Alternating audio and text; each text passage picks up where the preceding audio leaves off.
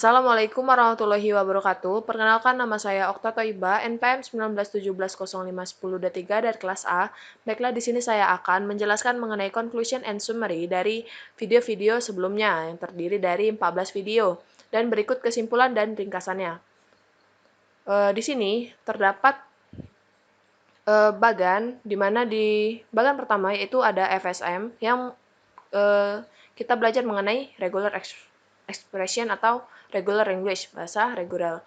Nah, FSM ini merupakan bagian dari PDA atau push down automata yang di bagian push down automata ini kita belajar mengenai konteks free language atau yang kita sebut dengan CFL. Kemudian kita belajar mengenai Turing Machine.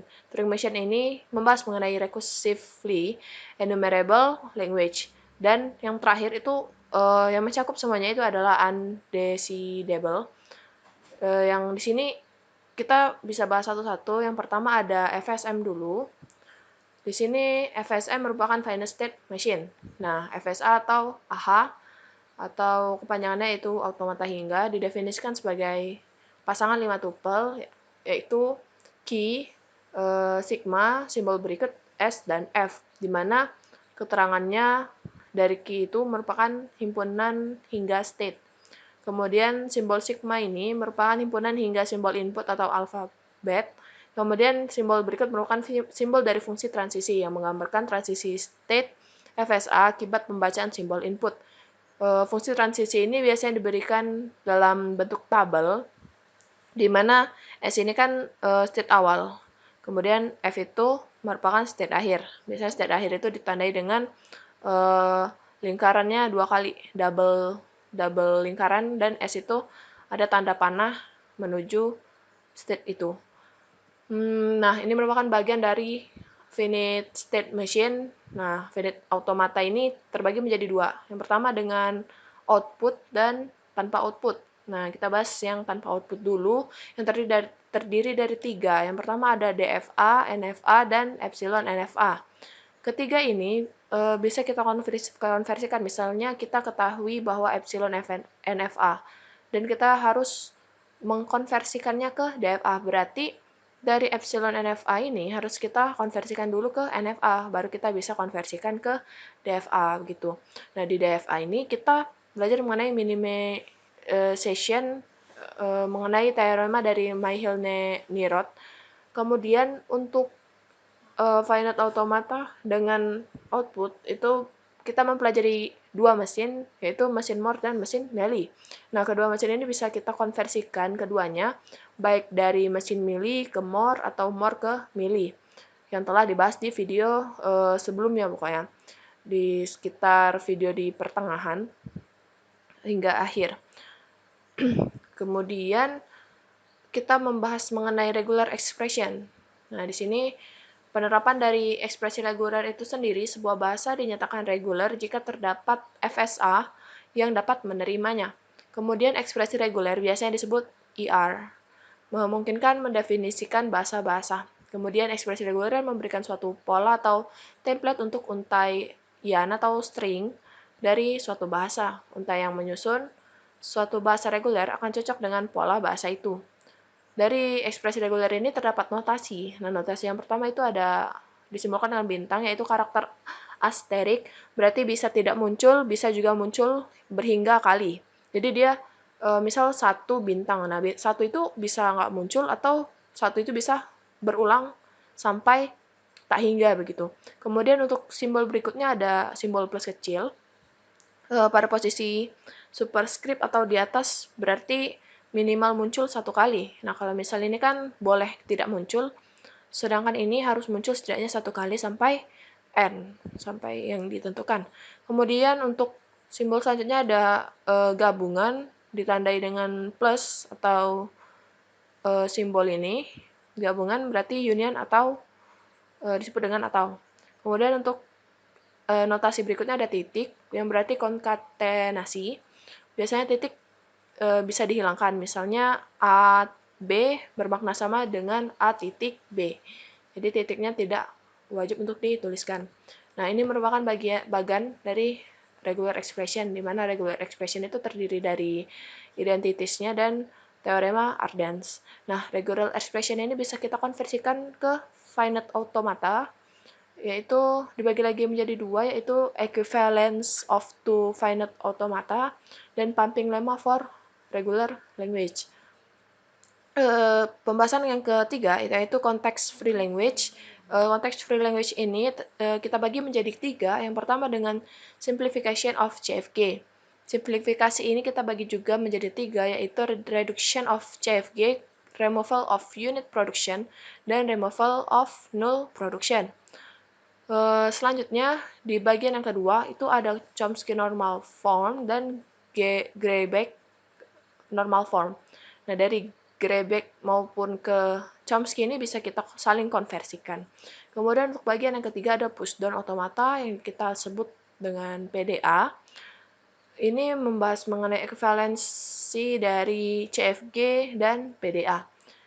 Bisa dari PDA ke CFG juga begitu. Kemudian untuk CFG itu sendiri atau context free grammar adalah tata bahasa formal di mana setiap aturan produksi adalah dalam bentuk A menghasilkan B, di mana A adalah pemproduksi dan B adalah hasil produksi. Jadi pemproduksi itu berada di kiri dan tanda panahnya mengarah ke hasil produksi yang di sebelah kanan. Batasannya hanyalah ruas kiri dan adalah sebuah simbol variabel, dan pada ruas kanan biasa berupa terminal simbol variabel maupun epsilon. CFG adalah tata bahasa yang mempunyai tujuan sama seperti halnya tata bahasa reguler, yaitu merupakan suatu cara untuk menunjukkan bagaimana menghasilkan suatu untai-untai dalam sebuah bahasa. CFG perlu disederhanakan dengan tujuan untuk melakukan pembatasan sehingga tidak menghasilkan pohon penurunan yang memiliki kerumitan yang tak perlu atau aturan produksi yang tak berarti. Berikut merupakan langkah-langkah dalam melakukan penyederhanaan dari CFG. Yang pertama, eliminasi epsilon production. Kemudian yang kedua, eliminasi unit production. Dan yang ketiga, eliminasi useless symbol. Kemudian kita masuk ke pembahasan yang terakhir mengenai Turing Machine, di mana kita tahu dulu pengertian dari Turing Machine itu merupakan model yang sangat sederhana dari komputer. Secara esensial, mesin Turing adalah sebuah finite automata yang memiliki sebuah tape tunggal dengan panjang tak terhingga yang dapat membaca dan menulis data. Mesin Turing menggunakan notasi seperti ID-ID pada PDA untuk menyatakan konfigurasi dari komputasinya. Mesin Turing dijelaskan dengan 7 tupel, yaitu ada key, S, G, D, key 0, B, dan F. Komponennya sebagai berikut, di mana key merupakan himpunan berhingga dari state finite control. Kemudian untuk S merupakan himpunan berhingga dari simbol-simbol input. G merupakan himpunan dari tape simbol, sedangkan S merupakan subset dari G ini. D, fungsi transisi dengan argumen D, key X adalah sebuah state key dan sebuah tape simbol X. Nilai dari D itu key X. Jika nilai tersebut didefinisikan adalah triple PYD, di mana P itu adalah next state dalam key, Y itu adalah simbol dalam G, dituliskan dalam sel yang sedang di-scan, menggantikan simbol apapun yang ada dalam sel tersebut, dan yang D itu adalah arah, berupa L atau R, left atau right. Berturut-turut menyatakan left or right, dan menyatakan arah di mana head bergerak. Key 0, start state, sebuah anggota dari key, di mana pada saat awal finite control ditemukan B simbol blank. Simbol ini ada dalam G tapi tidak dalam S, yaitu B bukan sebuah simbol input. F itu himpunan dari final state subset dari key yang ditandai dengan kalau misalnya jadi diagramnya itu double lingkaran. Untuk bagannya sendiri, untuk Turing Machine itu ada bahasa rekursif. Bahasa rekursif ini kita belajar diskusi mengenai Turing Decidable. Kemudian untuk yang kedua ada bahasa yang dapat dihitung secara rekursif. Nah, di sini enumerable itu dapat dihitung, yang mempelajari mengenai Turing Recognizable. recognizable ini. Kemudian yang ketiga ada Turing Machine Programming Techniques, teknik pemrograman mesin Turing.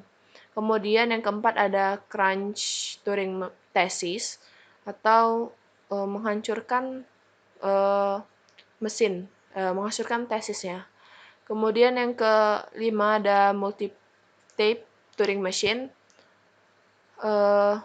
Di sini ada yang terakhir ada mengenai non-determinism in Turing. Nah, dari sini ada pembahasan juga mengenai undecipherability yang dibagi juga menjadi dua, yaitu halting problem atau masalah dari halting. Kemudian ada post correspondence problem atau masalah post correspondence. Mungkin bagian ini mempersingkat bagian-bagian yang kita bahas mengenai Turing Machine. Mungkin cukup itu saja yang dapat saya sampaikan. Maaf bila ada salah kata maupun ucapan. Saya akhiri penjelasan mengenai kesimpulan. Wassalamualaikum warahmatullahi wabarakatuh.